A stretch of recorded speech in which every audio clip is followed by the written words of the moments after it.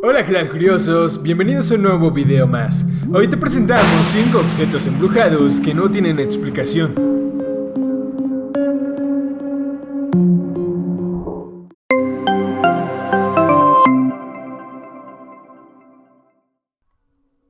Robert el Muñeco.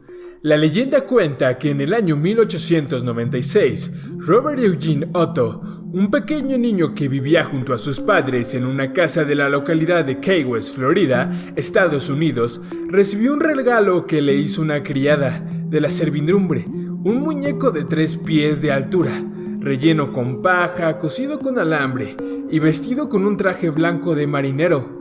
El niño, a quien sus padres llamaban simplemente Gene, bautizó de inmediato al muñeco con su propio nombre, Robert. Lo que el pequeño niño y sus padres no sabían era que el personal de la servidumbre, criados negros traídos de la isla de las Bahamas, eran practicantes de vudú y magia negra, cosa habitual en algunas comunidades caribeñas, y que el muñeco no era tan inocente como aparentaba. Como sea que fuere, desde el primer momento el niño se encariñó en demasía con el muñeco, hablaba con él y procuraba no separarse de él en ningún momento.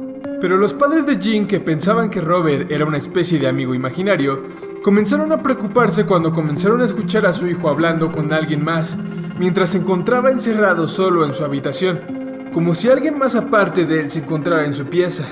Al mismo tiempo, los vecinos afirmaban que cuando la familia Otto salía de la casa, veían al muñeco asomándose por las ventanas de la casa, como si el juguete hubiera comenzado a moverse por sí solo.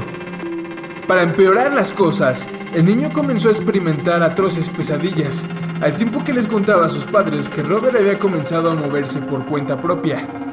En una ocasión, mientras el niño dormía, se escuchó un estruendo en su habitación. Cuando sus padres fueron a verlo, encontraron la mayoría de los muebles volcados y al muñeco tirado al pie de la cama. Cuando le preguntaron a su hijo por qué había hecho eso, este les respondió llorando: "No fui yo, fue Robert". Sospechando que algo extraño pasaba con el muñeco, los padres del niño decidieron sacar el juguete de la pieza y dejarlo tirado en un rincón del ático de la casa. No quisieron botarlo, pues su hijo se había encariñado demasiado con él. Con el paso del tiempo, Robert quedó arrumbado en ese lugar, cubriéndose de polvo. Años más tarde, muertos los padres de Gene, este, convertido en un pintor, recibió como herencia la casa donde había pasado su infancia. Así que decidió mudarse a su nuevo hogar en compañía de su flamante esposa. Quería aprovechar el amplio espacio de su antigua vivienda para poder pintar sin problemas y, sobre todo, darle un adecuado uso al bello mirador de la casa, una bella torre de madera de 3 pisos. No pasó mucho tiempo cuando Gene descubrió en el ático a Robert, su olvidado compañero de juegos. De inmediato lo rescató del polvo y lo instaló en el mirador. A partir de ese momento, el estrecho vínculo que había entre el niño y su muñeco volvió a hacerse presente, lo que provocó un clima extraño y ominoso en la casa. La esposa de Gene afirmaba espantada que la expresión del rostro del muñeco cambiaba a veces, como si de repente hubiera comenzado a experimentar emociones. Algunos vecinos, por su parte, comentaban que habían visto a Robert desplazarse por la casa y los niños de las escuelas cercanas evitaban pasar frente a la casa de los Otto, pues afirmaban que Robert se agazapaba detrás de las ventanas del mirador mientras los espiaba. Gene y su esposa, de hecho, dejaron de recibir visitas porque ya nadie quería visitarlos por temor a toparse con el escalofriante muñeco. Gene Otto murió en 1972 y su esposa vendió rápidamente la casa. Robert quedó olvidado de nuevo en el ático hasta que una nueva familia se instaló en la casa, y Robert fue descubierto por la hija de aquella familia. La pequeña, una niña de 10 años, se emocionó mucho cuando lo encontró e inmediatamente lo bajó a su habitación junto con sus demás muñecos. Sin embargo, al parecer la niña no pareció simpatizarle a Robert, que parecía extrañar a su antiguo dueño. La niña comenzó a gritar de terror por las noches, alegando a sus padres que el muñeco que había sido puesto sobre su cama, junto a unas muñecas, trataba de matarla. El muñeco Robert finalmente fue sacado de la casa de la familia Otto y trasladado al Martello Gallery Key West Art and Historical Museum, lugar donde se encuentra en la actualidad. Todavía abraza su león de peluche y viste su traje de blanco marinero, pero sigue dando de qué hablar. Algunos trabajadores del museo afirman que el muñeco se vuelve más activo y por las noches se pueden oír golpeteos contra el vidrio de la recámara transparente donde se encuentra. Y no solo eso, pues a veces el muñeco aparece levemente recargado sobre la vitrina de exhibición, como si se hubiera movido por sí mismo. ¿Y tú? ¿Te atreverías a visitar el museo en donde está Robert? El espejo de la plantación de Mirlas. Este es otro objeto que pertenece a la colección de objetos poseídos de los Warren. La legendaria plantación está ubicada en San Francisville, Luisiana, y sin duda es considerada por sus residentes como uno de los lugares más embrujados de Estados Unidos. Este lugar fue establecido en el año de 1796 y fue construida por el general David Bradford, conocido como Whiskey Day, ya que se relaciona con el conflicto de la prohibición del alcohol. Asimismo, la plantación se reconoce en la historia por haber sido el lugar donde ocurrieron numerosos actos violentos, principalmente contra esclavos, como ahorcamientos y asesinatos. De la misma manera, anualmente muchos temerarios visitantes deciden hospedarse en este escalofriante lugar, con la esperanza de ser testigos de alguna experiencia fuera de este mundo.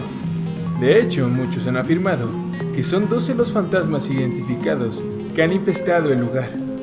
Por su parte, una de estas entidades fantasmales es el espíritu de Chloe, una esclava que, cansada de los abusos sexuales de su amo, asesinó en venganza a la dueña de la casa y a sus 2 hijas, poniendo veneno en un pastel que horneó para ellas. Lo aterrador es que cuando los otros esclavos supieron de su venganza, sin dudarlo apuñalaron a Chloe. Incluso muchos visitantes han afirmado que la han visto recorrer los pasillos con un turbante verde, y aún más escalofriante, el llanto de las niñas que se escucha cuando Chloe aparece. Mientras que algunos de los valientes se han atrevido a dormir ahí, aseguran que han despertado en medio de la noche siendo observados por la esclava. Finalmente, otro suceso aterrador y que es complicado explicar son huellas de manos que aparecen en los espejos, objetos que cambian de lugar o que desaparecen, olores desagradables y extrañas fluctuaciones en la temperatura del ambiente. Asimismo, muchas personas no se atreven a visitar el lugar.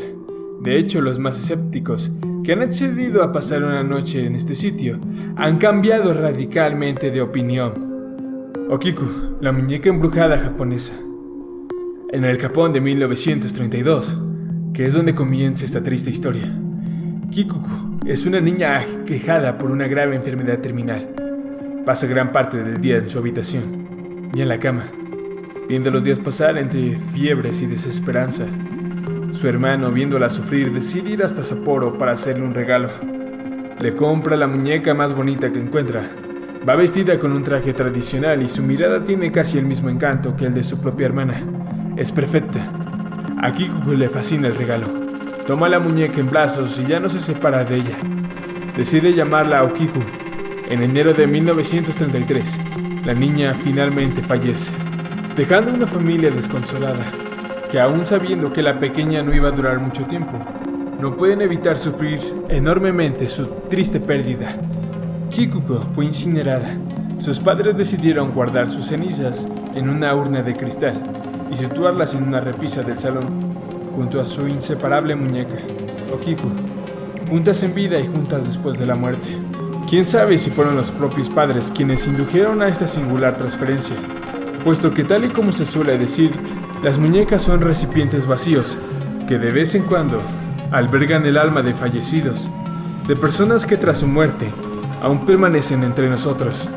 Y esto es lo que al parecer ocurrió según la familia, puesto que a los pocos meses empezaron a notar cómo el cabello de la muñeca Okiku empezaba a crecer de un modo desmesurado. Aceptaron que el alma de su niña estaba en el interior de ella, y como tal adquirieron el ritual de cortarle el cabello cada mes a Okiku. Pero llegó la Segunda Guerra Mundial y la familia tuvo que dejar la casa precipitadamente. Decidieron que la muñeca y el alma de su hija debía quedarse en un lugar seguro y santo a la vez, un escenario donde se respetara su figura. La llevaron al templo Mannenji de Japón. Desde entonces, la muñeca ha ido de templo en templo, hasta que a día de hoy es posible visitarla en la localidad de Hokkaido.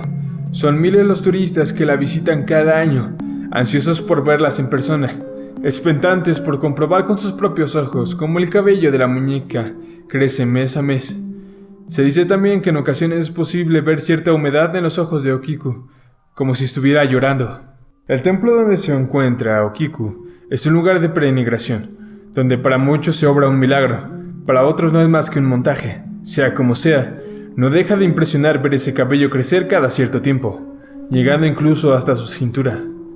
La silla de Thomas Busby. Thomas Busby era un personaje despreciable, un alcohólico cuya actitud le había traído como una compañía a su propia sombra. Aparte de ser adicto al alcohol y de tener tan detestable actitud, se dedicaba a engañar y estafar a la gente. A pesar de todo ello, la vida le dio un golpe de no merecida suerte, cuando consiguió enamorar a una muchacha.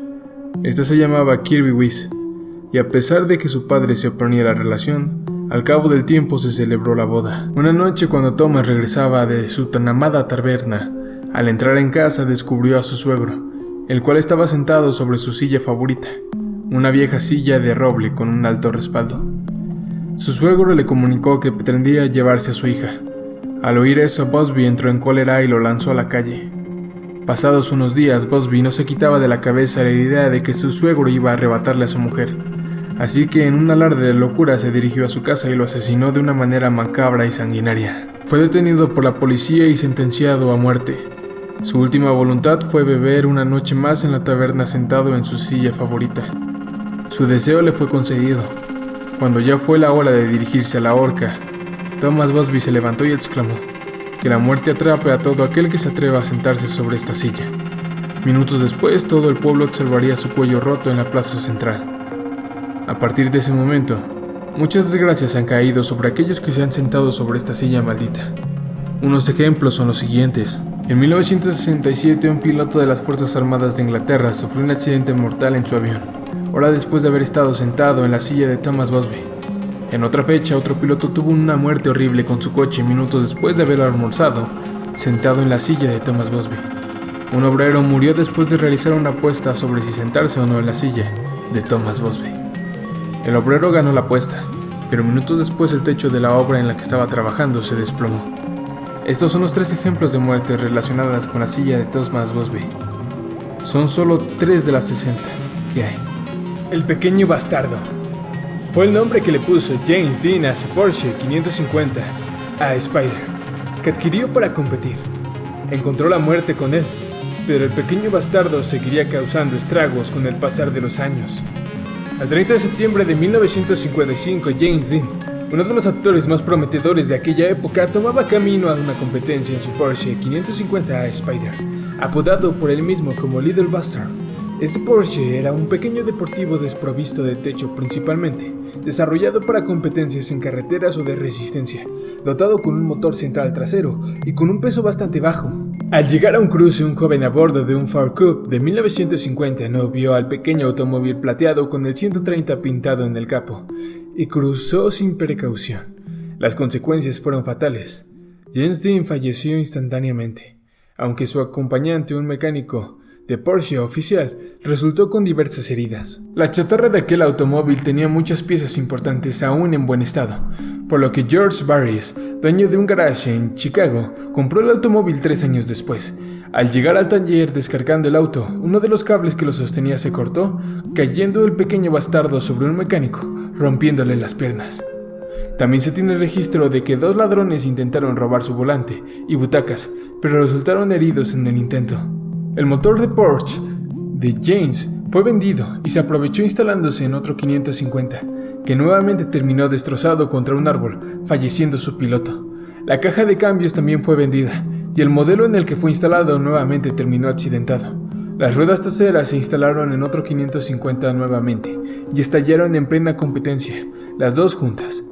Su piloto quedó con vida a pesar de quedar en coma por algún tiempo. Posteriormente, George Barris prestó el pequeño bastardo para una exhibición de seguridad vial en California, pero el taller que lo albergaba se incendió. El Porsche de Dean se exhibió en una secundaria, pero nuevamente causó un accidente. Se rompieron sus soportes de exhibición, rompiéndole la cadera a un joven en la muestra.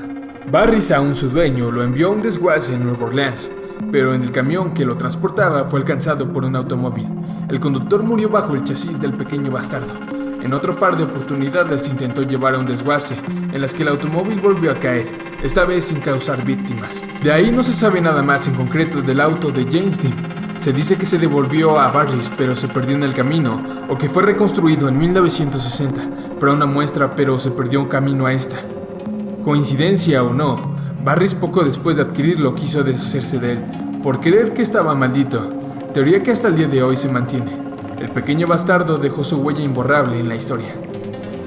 Eso es todo por este video. Si te ha gustado no olvides suscribirte, dejar tu manita arriba y el siguiente video está a tu derecha, suscribirte está en medio y la lista de reproducción a la izquierda. Y recuerda que cada like es un apoyo para poder pagar el Spotify y el Netflix, porque ahora tenemos más gastos. Porque hay que desestresarse, porque hacer videos es algo frustrante a veces, ¿sabes? Tardé 3 horas haciendo esto, solo el final. ¿Verdad? Nos vemos hasta la próxima.